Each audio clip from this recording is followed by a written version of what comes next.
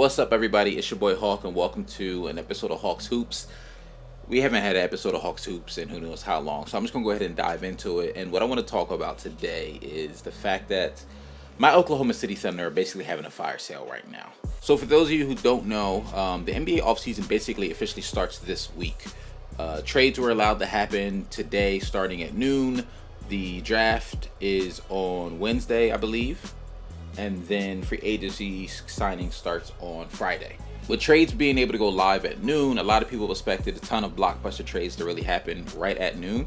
It didn't. We had to wait around for a little while, but then at 1 p.m. Woj tweeted this. Deal sends Chris Paul and Abdel Nader to the Suns for Kelly Oubre, Ricky Rubio, Ty Jerome, Jalen LeQuay, and a 2022 first-round pick. This was a big trade, and honestly, I'm happy for Chris Paul. I loved watching him in the Thunder jersey this year.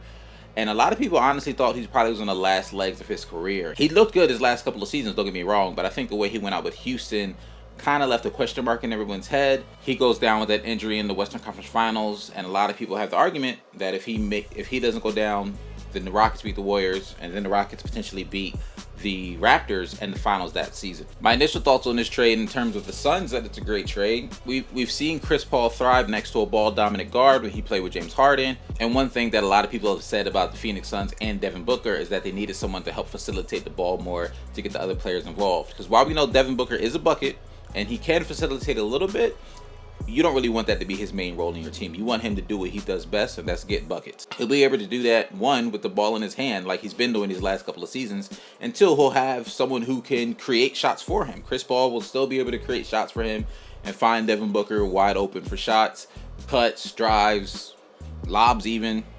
This trade does not make the Suns by any means, in my opinion, a title contender, no. But I do think they'll be a solid playoff contender. They're going to have to fight. They're going to have to scrap to make sure they get into the playoffs. The West is going to be very competitive next season. Kelly Oubre was playing well for the Suns last season, so they'll have to find a way to make up for some of his production. Maybe they'll sign somebody this offseason. They won't have much flexibility in terms of signing because Chris Paul's contract is heavy. The Suns didn't really have much of a choice here. Devin Booker's play in the bubble has just continued to prove that he is an elite player in this league, and he deserves to be on a team that's willing to win and willing to try to win now. This trade for Chris Paul kind of maybe shows him that they're willing to make some moves to try to get a good team around him. A trio of Chris Paul, Devin Booker, and DeAndre Ayton will definitely be exciting to watch. And on the opposite end, what does this mean for the Thunder? It means they're in full rebuilding mode. In addition to the Chris Paul trade, the Thunder also traded Dennis Schroeder for Danny Green and the Lakers' first-round pick.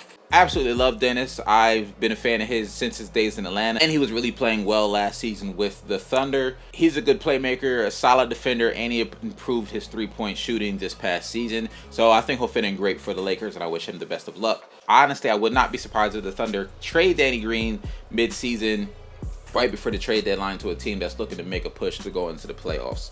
Although they're in rebuilding mode now, they've definitely positioned themselves to be in what I consider a great place to be in if you're in rebuilding mode, because they now have 17 first-round picks up until 2027. So in the next 7 years, they have 17 first-round picks, which is insane. Some of those players they'll probably draft. A lot of those picks, I'm sure, will be packaged in trades to maybe acquire new players down the line. But for the most part, the Thunder organization has made it pretty much clear that anyone on the roster is essentially up for grabs because they're a full rebuild. Some other news that's going on around the NBA. It's been reported that James Harden has requested a trade. Some of his prospects are being the Nets, Philly, and then I just was looking about an hour ago, the Bucks are now thrown in that mix. I'm not going to get too deep into that speculation because no one really knows where he's going to end up. Another thing of note, DeMar DeRozan opted into his contract, but I guarantee you he's not going to finish out that season with the Spurs. So he has one more year on his contract, but it's probably going to be a sign and trade situation. The Spurs also looking like they're going to end up in a rebuild this season. But that's all I got for you guys today. Thanks so much for watching. I'm not even going to say when the next episode is going to be because we both know, neither of us know when that is. But if you made it this far, thanks for your support. Leave a like and drop down in the comments below where you think James Harden might end up. I'll catch you in the next one. Peace.